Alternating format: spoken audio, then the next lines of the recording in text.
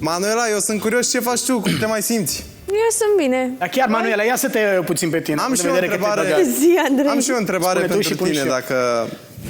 Ce te-a deranjat mai exact ieri? Că i-a dat căpșuna Și continui întrebarea eu. sau gestul în sine? Persoana sau gestul?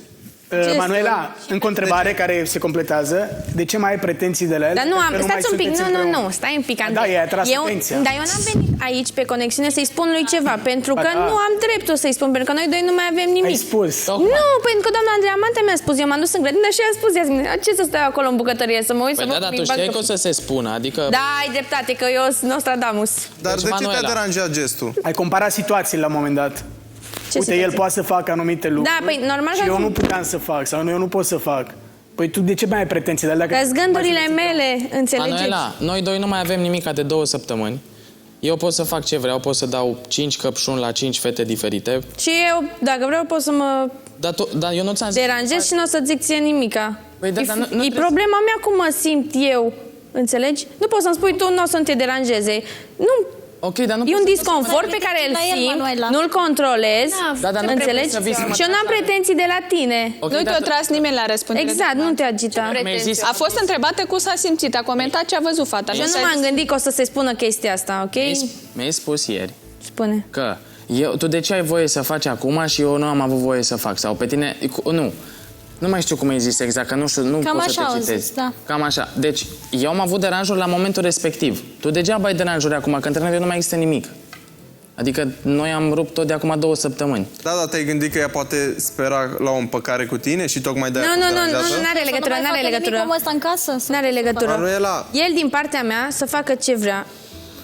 Manuela, cumva e un deranj și că este subiect iară Veronica, pentru că ține minte... N-are legătură cu Veronica. Bă, nu mă puneți în situația asta. N-are legătură și cu de ce vreau Veronica. să zic, în trecut, Lăsați-mă în pace. în trecut au fost niște deranjuri din partea ta vis-a-vis de Dorobanțu, când i-a ținut partea Veronica, au fost niște glume aici la masă când s-a dus cu ea în grădină și poate că acum și cu căpșuna, nu știu, te gândești la alte lucruri. Eu zis ieri că nu N-are se legătură gândește. cu Veronica. Nu. Crezi că... E strict cu gestul lui, atât. Dar crezi că aș putea să am ceva cu Veronica Dar nu pe are viitor? legătură. Te-am că întrebat ai ceva. Nu, nu cred. Dar nu are legătură că tu ai putea sau nu să ai. E vorba de gest în sine și ți-am spus părerea mea cu fetele cum ești. De asta nu crezi tu într-o prietenie, într-un băiat și o Faci fată, semnul pentru că tu cu Andrei la ora. fetele ori te cerți, A, ori... tu acolo ai vrut să ajungi de fapt. Nu neapărat. Prins... Cum? Nu neapărat? Cum adică? Ori nu, ori da. Sunt mai multe gânduri. Nu e doar un singur motiv, logic. Da, dar tu trebuie să înțelegi, eu sunt liber să fac ce vreau, tu ești liber să faci ce vrei, eu nu o să am deranjuri, îți sugerez să te debarasezi și tu de situație. Dacă ai deranjuri să nu vii să mi le spui pentru că... Am nu ai venit să niciun spun rost. deranjul ție. Păi mă gândesc că poate te gândeai că o să ajungă Nu, cumva chiar la nu m-am mine. gândit. Nu mi-a trecut asta prin cap. M-am dus și am spus Iasminei ce mi-a trecut prin cap. Ok. Eu încă o văd pe Manuela ușor implicată în situația asta și tocmai de-aia cred că are niște deranjuri, dar pe viitor sperăm să nu le mai aibă, nu știu. Păi logic că nu Poate să le va mai trece am, și ea dar peste cumva. Dacă va veni Dacă- o fată pentru el, o vei lăsa în pace sau îi vei lăsa în pace sau te vei băga? Nu mă voi băga. N-am de ce să mă bag. Ei, nu. Dar Nu, crezi că te vorbesc va serios. afecta dacă ai vedea că o fată se apropie de Dorobanțu? Desigur, logic. Păi cum ai zis, nu, că când ieri te-a deranjat gestul lui față de Am zis, Veronica că cu nu căpșuna? am zis că nu știu, rămâne de văzut. El e liber să facă ce vrea, Mulțumesc. să cunoască pe cineva, cu plăcere, oricând. Cu acordul tău. Manuela, dar de la Veronica ai avut vreo pretenție? Nu, nu. La ce i-am făcut eu? Dar pretenții de la ce? Deci stați un pic. Nu exagerați. Exagerați A foarte fost tare. un disconfort pe care n-aveam cum să nu-l simt, că dacă nu-l simțeam era rău. Și atât. Înțelegeți? El, dacă vine fată nouă, el e liber să cunoască pe cine vrea, nu mai avem nimica, el nu mai are nimica pentru mine.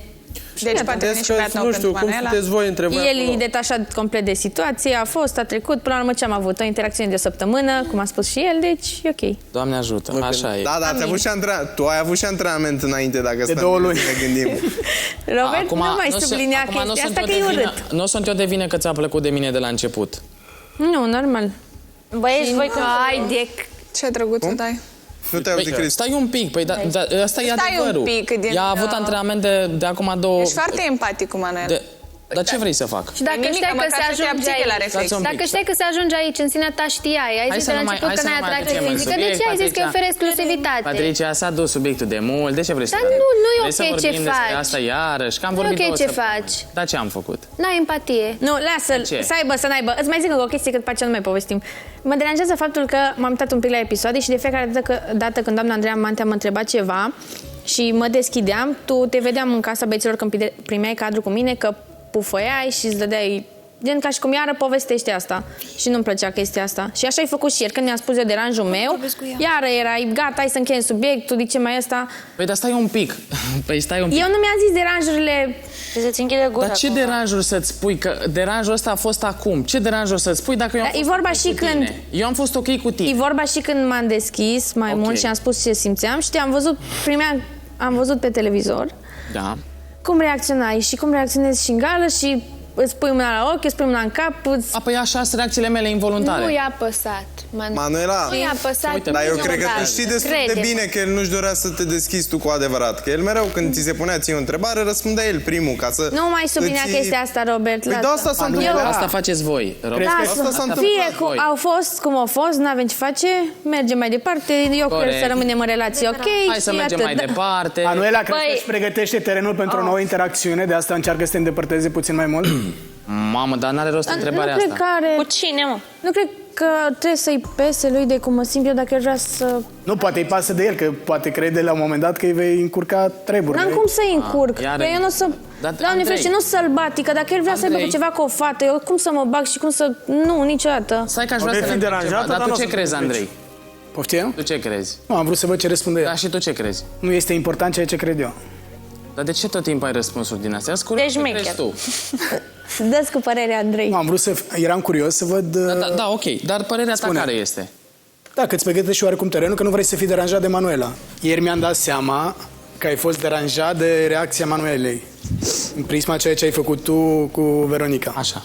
Și eu consider că te-ai gândit în sinea ta că pe viitor, dacă vei avea ceva cu cineva aici în casă și Manuela va interveni, va încurca puțin lucrurile și nu te va lăsa în pace. Pe mine n-are cine să mă încurci. Eu dacă vreau să cunosc o persoană, nu cred că o să-mi stea nimeni în cale. Eu dacă vreau să fiu fericit, nu o să-mi stea Da, nimeni dar nu în te-ai cale. gândit și la varianta asta? Nu uita că... Mai ales că a și zis La care Manuela. variantă? Păi a și zis și cine i-am glumit. când te gândi la varianta, Manuela la un moment dat a spus că tu nu vei avea nimic aici în casă, că voi fi eu, pentru că mă voi băga mereu. A spus la un moment dat lucrul ăsta. Stai un pic.